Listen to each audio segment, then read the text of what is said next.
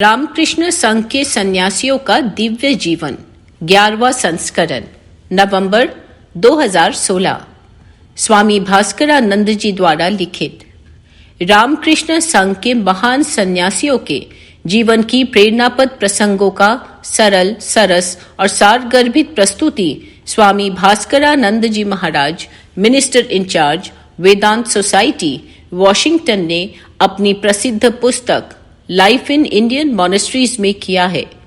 विवेक ज्योति के पाठकों के हेतु इसका हिंदी अनुवाद रामकृष्ण मठ, नागपुर के ब्रह्मचारी चिदात्म चैतन्य ने किया है। स्वामी गंभीरानंद महाराज की मन की एकाग्रता अद्भुत थी। इस संबंध में मैं एक घटना का वर्णन करता हूँ। बेलूर मठ में साधुओं को 2 बार चाय दी जाती है, एक बार सुबह नाश्ते के समय और दूसरी दिन के 3 बजे।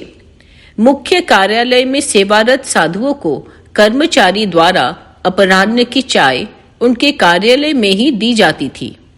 चाय बेलूर मठ के रसोई घर में ही बनती थी। कर्मचारी वहीं से एक बड़ी केतली में हम लोगों के लिए चाय ले आता था। पहले स्वामी गंभीरानंद जी महाराज को चाय देने के बाद कर्मचारी हमें चाय दिया करता था।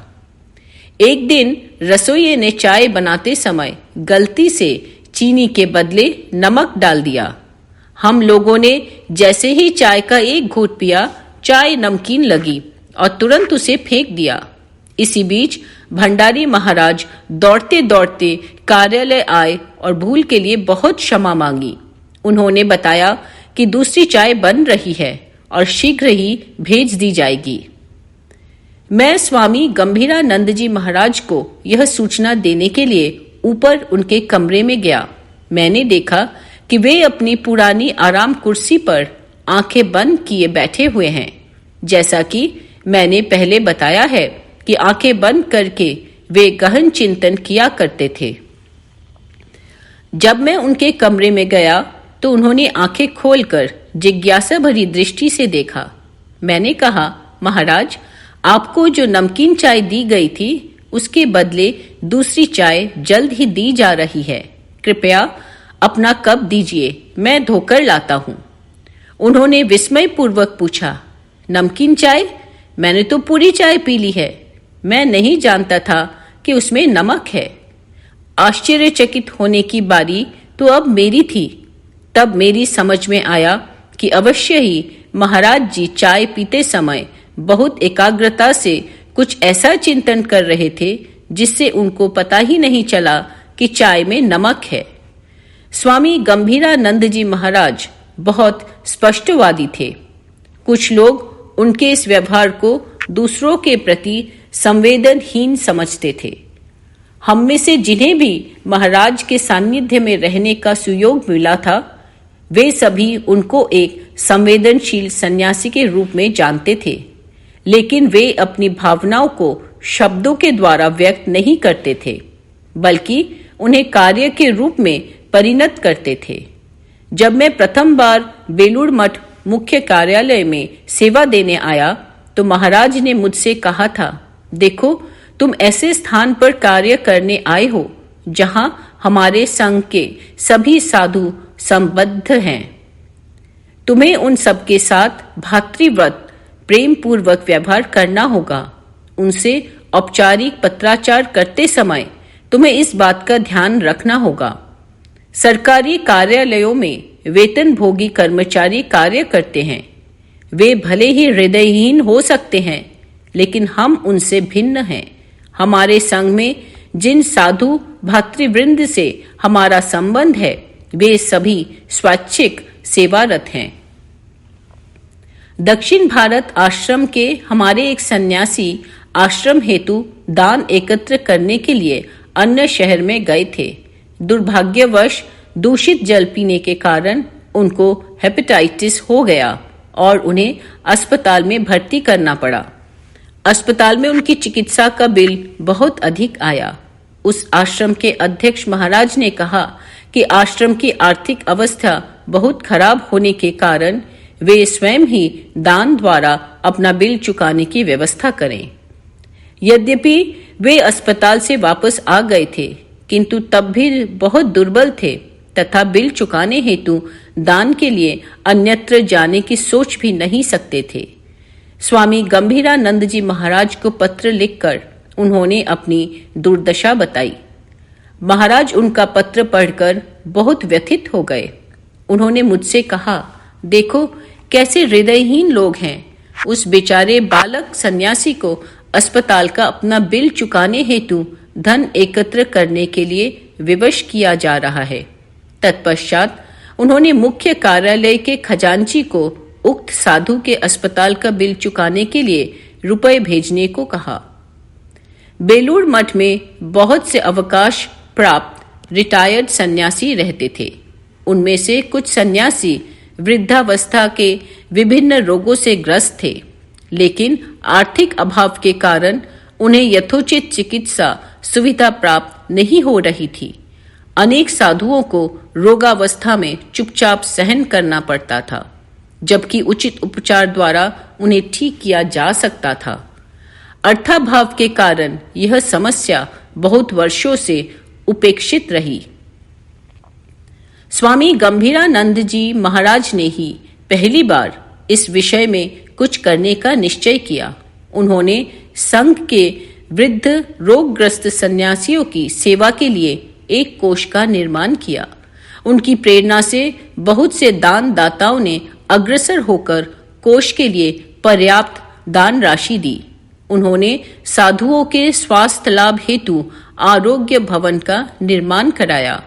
इसमें अनेक रुग्ण वृद्ध सन्यासियों के रहने की व्यवस्था है। स्वामी गंभीरानंद जी की रुग्ण सन्यासियों के प्रति संवेदना थी, तभी तो उन्होंने ऐसी सुविधा प्रदान करने का प्रयास किया। रामकृष्ण संघ के महासचिव के रूप में स्वामी गंभीरानंद जी महाराज संघ के सर्वोच्च मंगल हेतु यथासंभव प्रयास करते थे। वे पिरामिड शैली की प्रशासनिक व्यवस्था को मानते थे।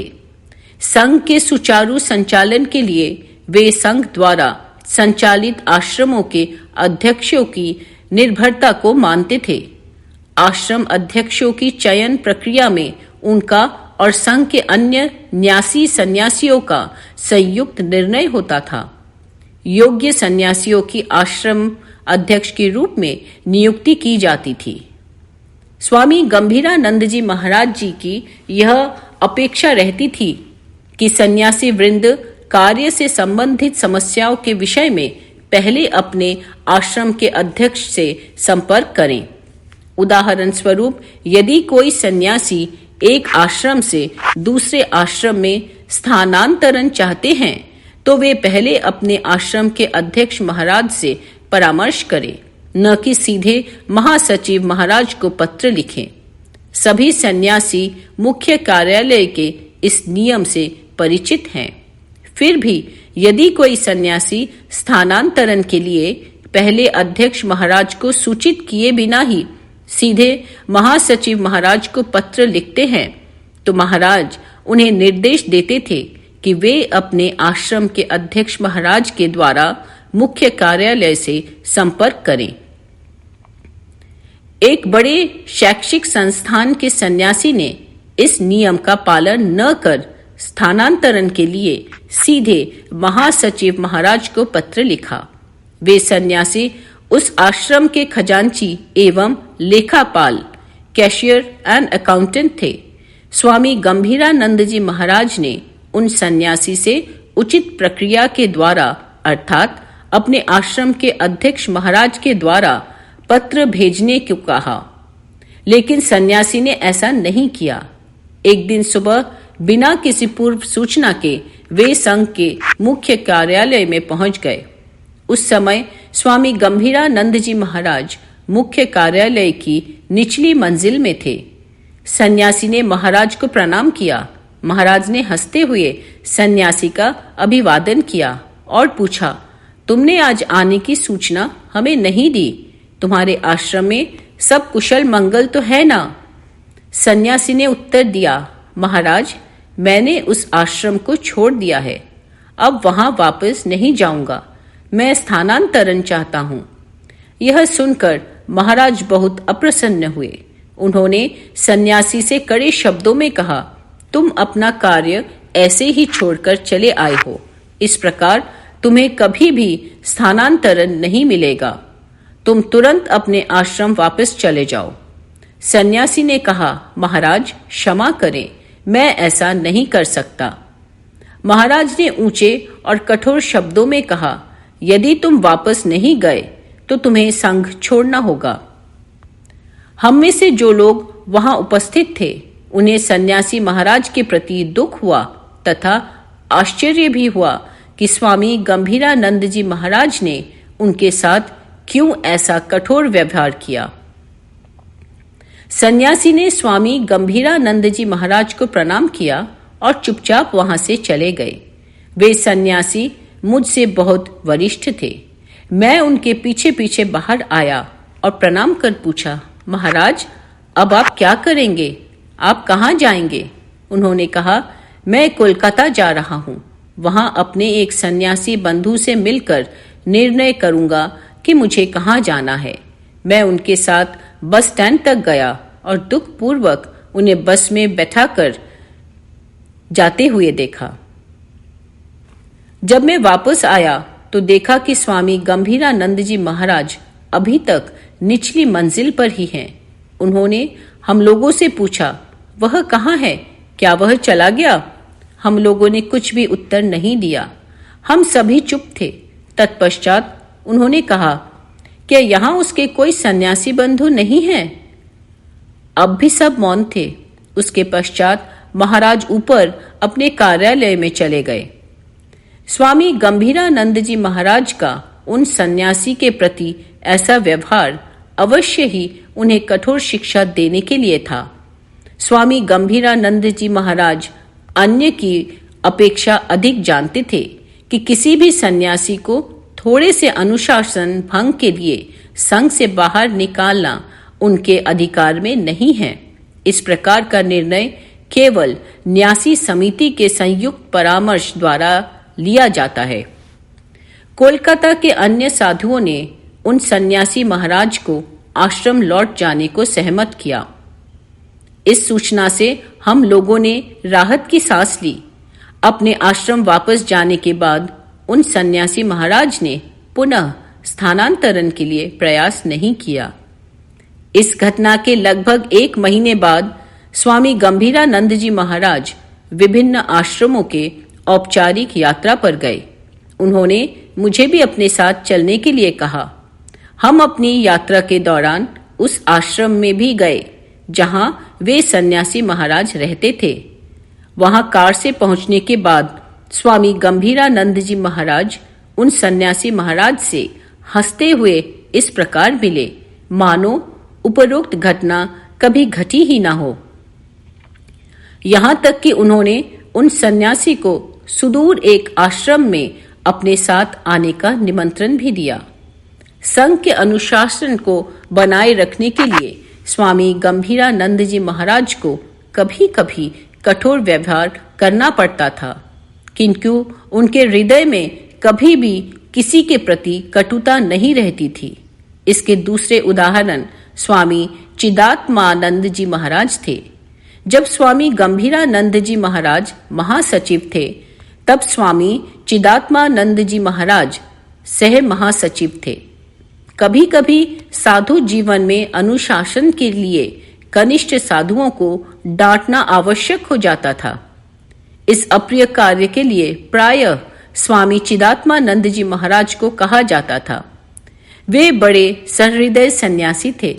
उनके हृदय में साधुओं के लिए प्रेम एवं सद्भावना के सिवा और कुछ भी नहीं था। अतः साधुओं को डांटना उनके लिए बहुत अधिक कष्टकर हो जाता था। फिर भी कर्तव्य पालन की दृष्टि से वे यह कार्य करते थे। उन्हें दुख से यह अभिनय करना पड़ता था। मैं स्पष्ट समझता था कि स्वामी गंभीरानंद जी महाराज की भावनाएं स्वामी चिदात्मानंद जी महाराज से किसी भी प्रकार से भिन्न नहीं है। जय श्री राम कृष्ण।